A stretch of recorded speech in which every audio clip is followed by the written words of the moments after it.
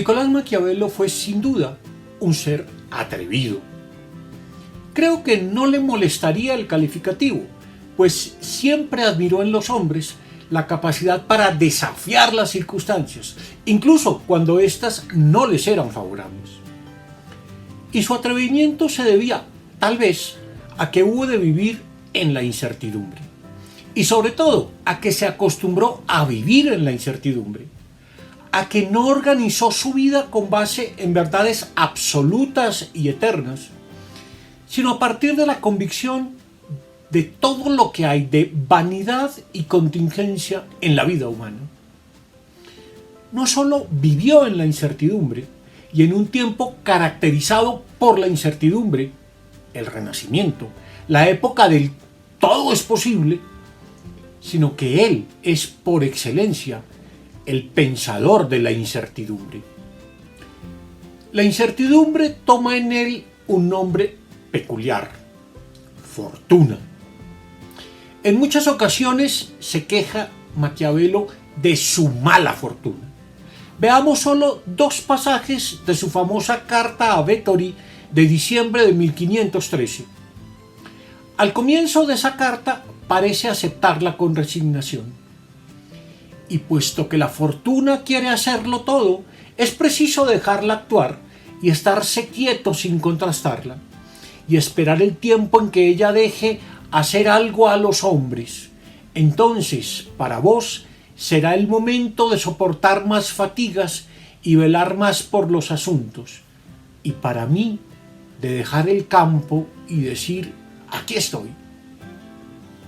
Sin embargo, unos párrafos más adelante en esa misma carta, al hablar de su vida en las tabernas, su queja es amarga.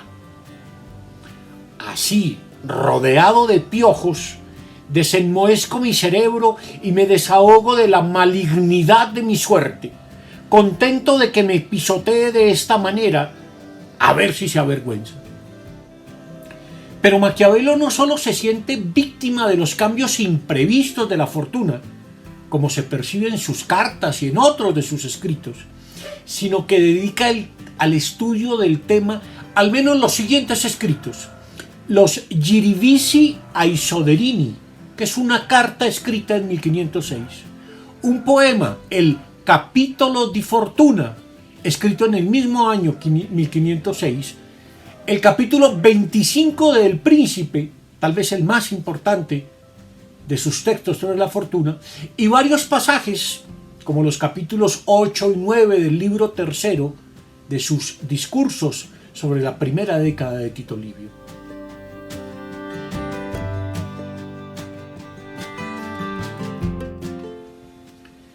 La noción de fortuna, esto es, la convicción y el sentimiento de que hay cosas en la vida que no dependen de nuestros actos, por más virtuosos que estos sean, de que hay algo superior a nuestra capacidad de raciocinio y voluntad, y de que de algún modo esto tiene un poder sobre nuestras vidas.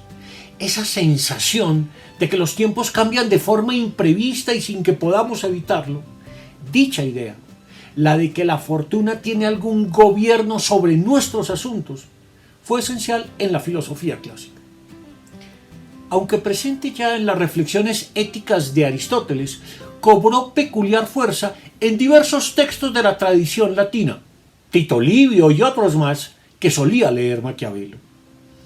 No faltó quienes hablaran de la diosa Fortuna, así en femenino y con mayúsculas, para destacar lo que hay de incomprensible y caprichoso en los actos que caen bajo su dominio.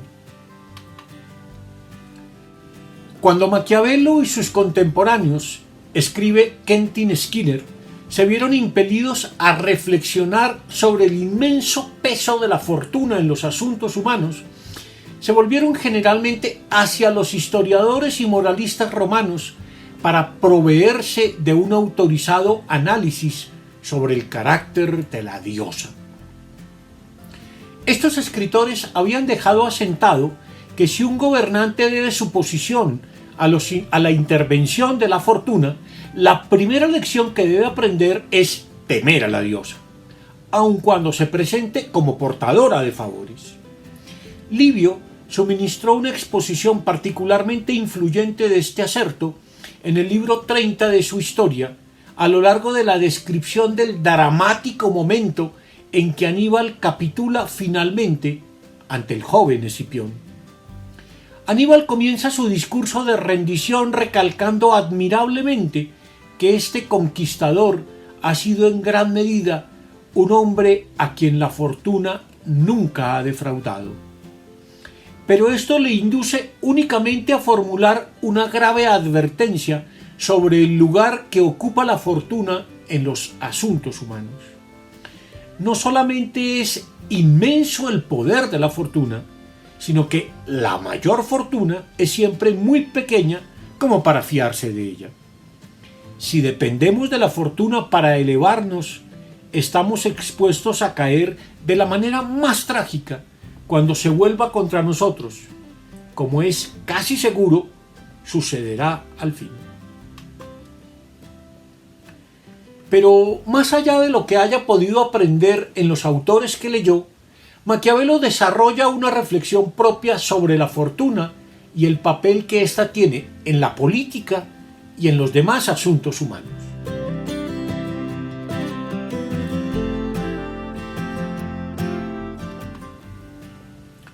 Aunque seguramente le preocupó desde sus primeros años, el problema de la fortuna se le planteó de forma directa a Maquiavelo hacia 1506, cuando fue enviado a una legación ante el Papa Julio II. ¿Por qué?, se preguntaba por entonces, todo parece salirle bien a un ser impetuoso como el Papa, mientras no todo parece marchar muy bien para un gobernante honesto y reposado como el gonfaloniero Piero Soderini. Por esa misma época, él recibe una carta del sobrino de este último, Giovan Battista Soderini.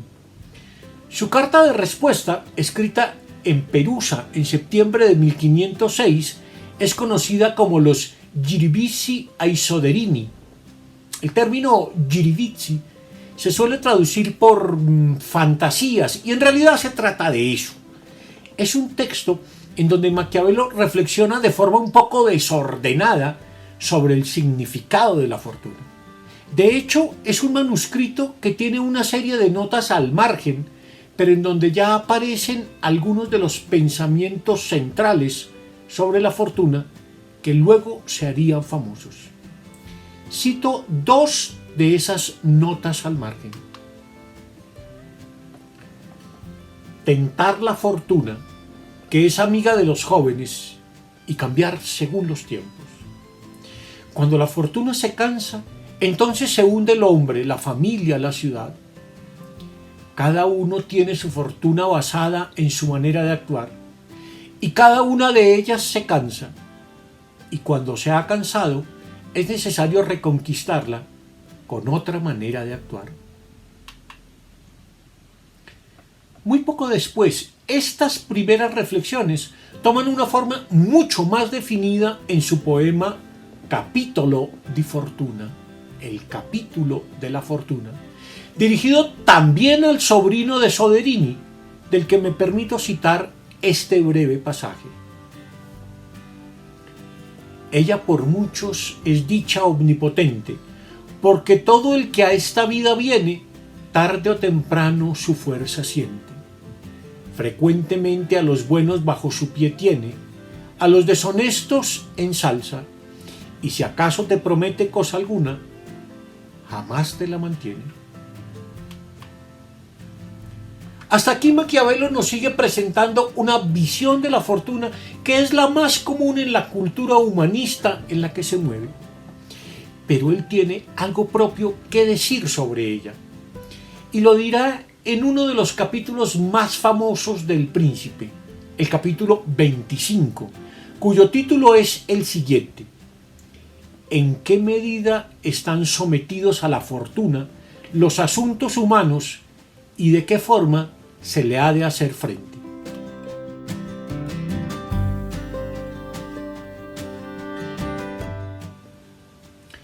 En el título del capítulo hay dos preguntas distintas, aunque relacionadas. Una es más teórica, el lugar de la fortuna en los asuntos humanos, aunque de un interés directo para él, que se ha sentido una y otra vez víctima de sus caprichos. La otra parte de la pregunta es absolutamente práctica. ¿Cómo hacerle frente a la fortuna? Él empieza recogiendo las opiniones más comunes y reconociendo que en cierto modo las comparte. No se me oculta que muchos han tenido y tienen la opinión de que las cosas del mundo están gobernadas por la fortuna. Hasta tal punto que los hombres, a pesar de toda su prudencia, no pueden corregir su rumbo ni oponerle remedio alguno. Por esta razón, podrían estimar que no hay motivo para esforzarse demasiado en las cosas, sino más bien para dejar que las gobierne el azar. Esta visión fatalista de la fortuna, la idea de que esta es una fuerza que gobierna las cosas de los hombres sin dejar a estos opción ni remedio, era una idea demasiado extendida en los tiempos de Maquiavelo. Y él reconoce incluso que es una opinión a la que él mismo se ha inclinado muchas veces. Parece anunciar ya, sin embargo, que se propone someterla a una cuidadosa revisión. Propone entonces una premisa que le sirva de base a todo su posterior razonamiento, que por más que la fortuna gobierne sobre nuestros actos, incluso a ella misma le conviene que al menos la mitad de ellos podamos decidirlos por nosotros mismos.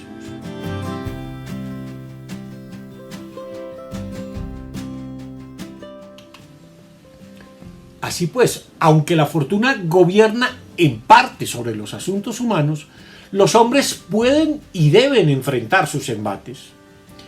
Lo que Maquiavelo, como buen razonador, quiere asegurar es una premisa que haga posible pensar en una forma de enfrentar la fortuna. Pero ¿cómo proceder una vez se ha establecido la premisa? Ante todo, es preciso encontrar una imagen que sirva de apoyo para su desarrollo.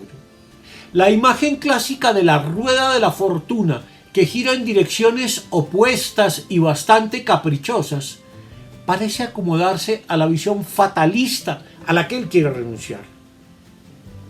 ¿Dónde encontrar entonces otra imagen que se acomode mejor a lo que se pretende expresar? Maquiavelo ensaya con esta nueva imagen, la de un río torrencial. Veamos. Yo la suelo comparar a la fortuna a uno de esos ríos torrenciales que cuando se enfurecen inundan los campos, tiran abajo árboles y edificios, quitan terreno de esta parte y la ponen en aquella otra. Los hombres huyen ante él. Todos ceden a su ímpetu sin poder plantearle resistencia alguna. Y aunque su naturaleza sea esta, eso no quita, sin embargo, que los hombres, cuando los tiempos están tranquilos, no puedan tomar precauciones mediante diques y espigones, de forma que en crecidas posteriores o discurrirán por un canal o su ímpetu ya no sería ni tan salvaje ni tan perjudicial. Lo mismo ocurre con la fortuna.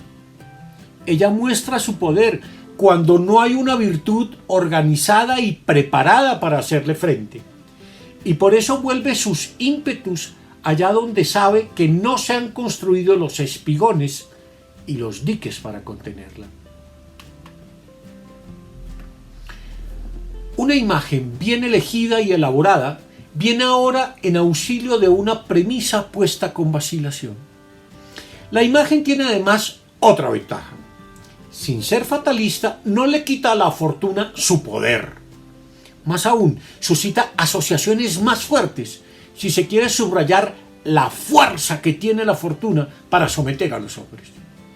Una vez la furia del torrente se ha desatado, es poco o nada lo que se puede hacer, pues arrastra todo lo que se atraviese por el camino. Pero antes de que el torrente se haya desatado, es posible darle un cauce por el cual se abra paso si se toman las precauciones y se construyen los artificios para lograr tal fin. A esta capacidad para prever lo que ocurre, para tomar las precauciones del caso y disponer los medios que permiten conseguir el efecto deseado, la llamará Maquiavelo virtud organizada y preparada. Con esto no solo se refuerza la premisa inicial, sino que el sentido del asunto se invierte. Si en la visión fatalista ninguna medida de virtud puede oponerse a una fortuna que impone sus dictados sin permitir resistencia, ahora una virtud bien administrada, en el sentido de una fuerza y una capacidad de dar una dirección a los asuntos, pone el cauce por donde en lo sucesivo habrá de moverse todo aquello que depende de la fortuna. No pretende desde luego Maquiavelo que dicha virtud organizada y preparada sea siempre suficiente para resistir a los embates de la fortuna.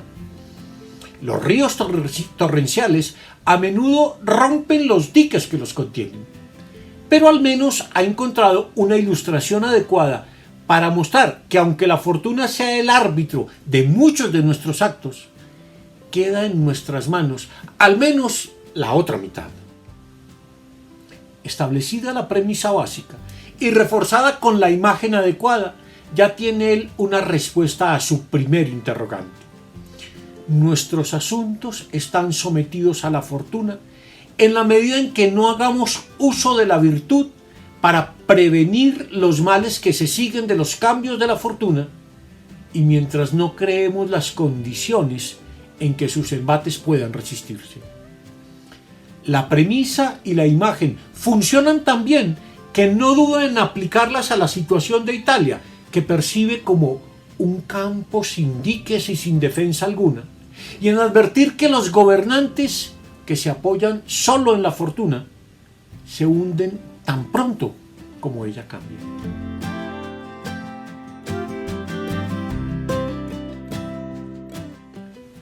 Pero los tiempos cambian. Y lo que hace tan difícil enfrentar la fortuna no es solo su poder sobre los asuntos humanos, sino que su dirección cambia de forma imperceptible, intempestiva y sin previo aviso. Y no hay medios ni adivinatorios ni propiamente preventivos que nos puedan indicar el rumbo que en un momento determinado tomará. ¿De qué nos sirve la virtud ante cambios tan impredecibles? Es aquí donde Maquiavelo resulta innovador, pues es capaz de reinterpretar las nociones clásicas en un sentido distinto y más acorde con los tiempos en que le correspondió vivir. Él cree que la clave esencial para enfrentar la fortuna estaba en saber actuar según la condición de los tiempos. La prudencia consiste no en ser precavido o arrojado sin más, sino en ser precavido o arrojado según lo requiera la condición de los tiempos. Quien sabe hacer esto cuenta con el favor de la fortuna y será próspero en todas las empresas que afronte. No hay una forma única de actuar que garantice el éxito a nuestras empresas, sino múltiples caminos que unas veces unos, otras veces otros, nos permiten llegar hasta el fin deseado. Creo además, dice Maquiavelo, que prospera aquel que armoniza su modo de proceder con la condición de los tiempos y que paralelamente decae aquel cuya conducta entra en contradicción con ellos.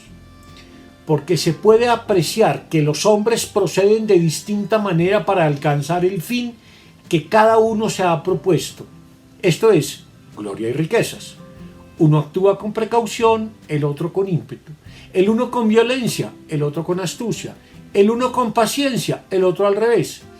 Y a pesar de estos diversos procedimientos, todos pueden alcanzar su propósito. Incluso se ve que de dos personas precavidas, la una alcanza su objetivo y la otra no. De la misma forma, otros dos pueden prosperar en medida paralela a pesar de que sus modos de proceder son contrarios, siendo uno de ellos precavido y el otro impetuoso. La causa se halla sencillamente en la condición de los tiempos, conforme o no con su modo de proceder.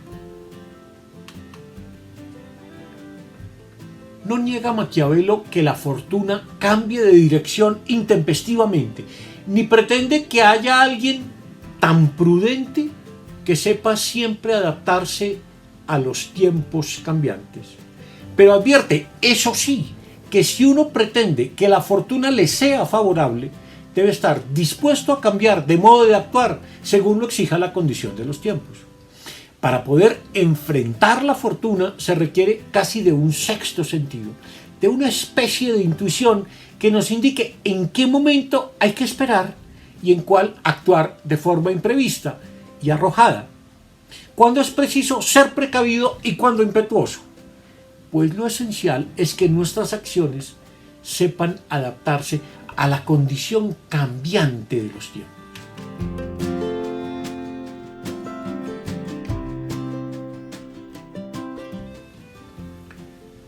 Ahora bien, aunque esperar el momento propicio para actuar y tomar las precauciones del caso sean a menudo sinónimo de prudencia, ellas no garantizan por sí mismas los favores de la fortuna. Se requiere para ello de cierto tacto, de cierto poder de improvisación y de inventiva, y sobre todo de arrojo, porque la fortuna, como mujer, la imagen es de Maquiavelo, prefiere a los varones llenos de ímpetu, más que a los tibios e indecisos. La solución que nos ofrece para enfrentar la fortuna no puede ser más elocuente. Sin embargo, yo sostengo firmemente lo siguiente: vale más ser impetuoso que precavido, porque la fortuna es mujer y es necesario, si se quiere tenerla sumisa, castigarla y golpearla. Y se ve que se deja someter antes por estos que por quienes proceden fríamente. Por eso siempre es como mujer, amiga de los jóvenes, porque estos son menos precavidos y sin tantos miramientos, más fieros y la dominan con más audacia. La fortuna, cree él, a pesar del papel preponderante que tiene en los asuntos humanos y de que a menudo nos juega malas pasadas, no es una fuerza irresistible. Algo de previsión, pero sobre todo mucho arrojo, serán herramientas suficientes para tenerla sometida y contrarrestar sus efectos. La virtud, si se la entiende como fuerza, determinación a actuar, capacidad para actuar de forma imprevista y atrevida, es la mejor manera que, según él, tienen los hombres de enfrentar los embates de la fortuna. No quiere decir que podamos estar a salvo de ella, pero sí que, con algo de audacia, podemos contrarrestar sus efectos.